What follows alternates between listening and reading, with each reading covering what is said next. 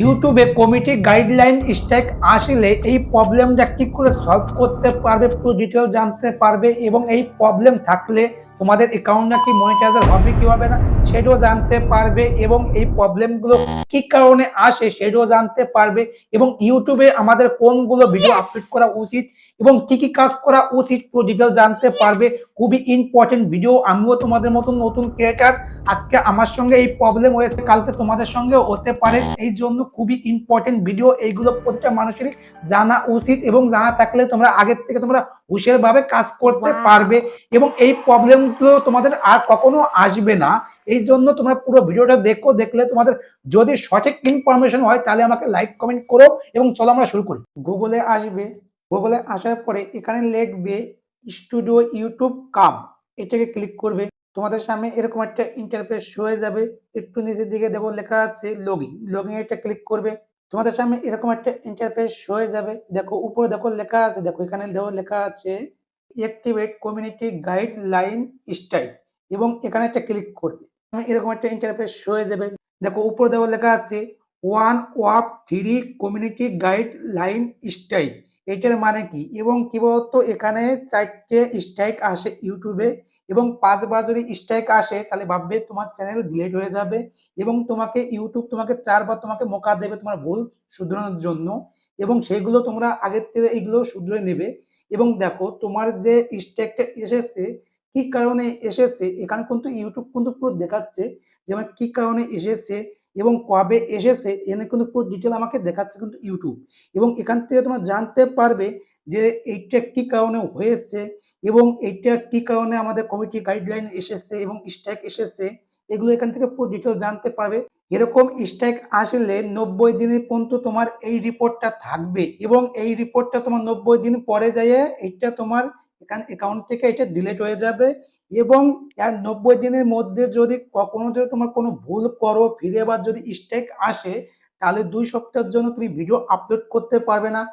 দেখো এখানে কিন্তু আমাকে দেখাচ্ছে আমি আর 6টা দিন পরে যাই আমি ভিডিও আপলোড করতে পারবো।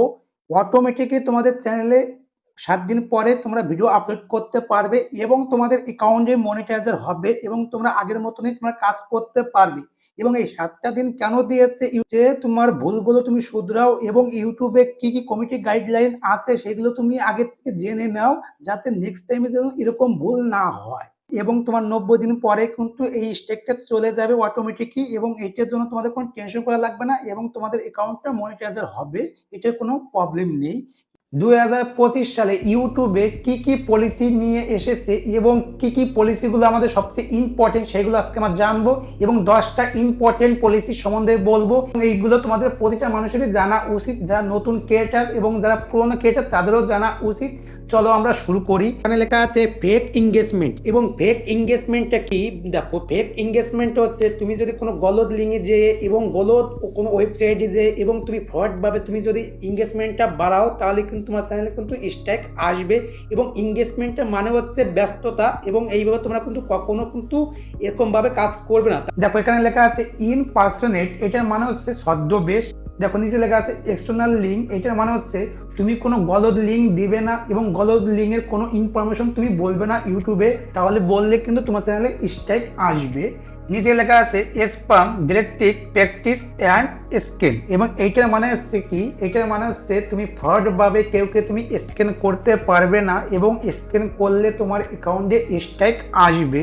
তার নিচে লেখা আছে প্লে লিস্ট, প্লে লিস্টটার মানে হচ্ছে কি তোমার অ্যাকাউন্টে অনেক ভিডিও আছে এবং সেই ভিডিওর মধ্যে প্লে লিস্টে যে নামটা দিয়েছো ওই নামে যদি তোমার ভিডিও যদি কখনো যদি না থাকে এবং ওই নামে যদি তোমার কোনো ভিডিওর মধ্যে যদি না থাকে তাহলে কিন্তু তোমার চ্যানেলে স্ট্রাইক আসবে। দেখো নিচে লেখা আছে এডিশনাল পলিসি এবং এটার মানে হচ্ছে কি, এডিশনাল হচ্ছে অতিরিক্ত, অতিরিক্ত কিছু করলে কিন্তু তোমার চ্যানেলে স্ট্রাইক আসবে এবং এটা কিন্তু অনেকগুলো মানে এবং এইগুলো বলতে গেলে অনেকটা লং হয়ে যাবে। চাইল্ড সেফটি মানে হচ্ছে কি, তুমি যে ভিডিওগুলো আপলোড করবে সেই ভিডিওগুলো যদি বাচ্চারা দেখে এবং তোমার ভিডিওর মধ্যে যদি কোনো কিছু যদি কোনো খারাপ ইমপ্যাক্ট থাকে এবং খারাপ কিছু যদি থাকে সেইগুলো বাচ্চারা দেখে যদি ভয় পায় তাহলে কিন্তু তোমার চ্যানেলে স্ট্রাইক আসবে। এবং এমন কোনো ভিডিও আপলোড করো না যাতে বাচ্চারা দেখে ভয় পায় এবং বাচ্চারা দেখে মানে কিছু খারাপ জিনিস শিখতে পারে, এমন ধরনের কিন্তু ভিডিও আপলোড করো না, করলে কিন্তু তোমার চ্যানেলে কিন্তু স্ট্রাইক আসবে।